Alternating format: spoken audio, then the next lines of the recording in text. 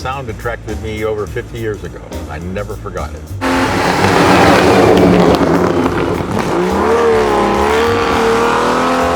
This car had probably the best racing record of any single serial numbered Ferrari in a year. Jim Kimberly, who owned this car, he had somewhere around 16 wins in 1 year. Ferrari was not a household name here. In Europe it was. But when this car showed up, it pretty much was over. The car was purchased by my father in 1968, so I've been walking past this car virtually my whole life. It was the first commission to Sergio Pininfarina by his father for a full car. There were no drawings for the car. He did it by eye.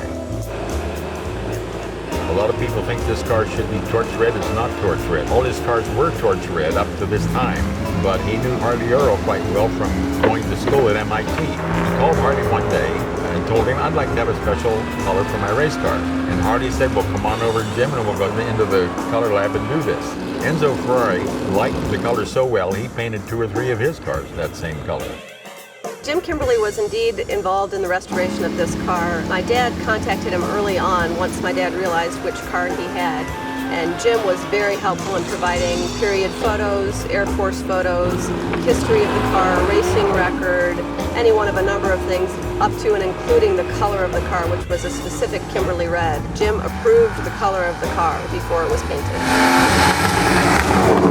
Restoring the car the way it should be is a monumental task.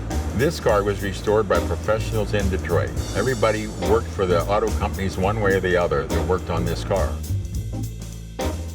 My father put together a really first-class restoration team. His main confidant was Fred Lydorf, who did an awful lot of research for the car. He's another 375 owner. The new rear end of the car was designed by Dave Cummins, chief of styling at Chrysler. All throughout the Detroit car industry, my dad had friends, and they, in some way, shape, or form, many of them contributed to the restoration of this car.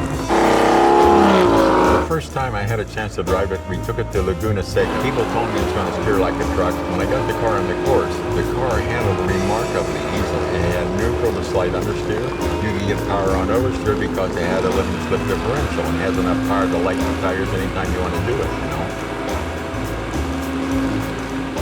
The car's history is unique from every perspective. It's unique in the fact that it was one-off body in 1953. Raced to an unbelievable race record in 1954. Found on a street in Detroit by my dad in 1968. I think he's probably the single human being who could have found Kimberly's spare engine and put it in this car.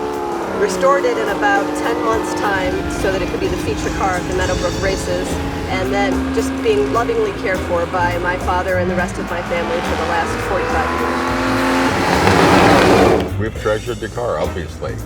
And to go through all the stuff that we went through, finding parts, it takes thousands of hours, really. And it has to be a labor of love. That's all there is to it.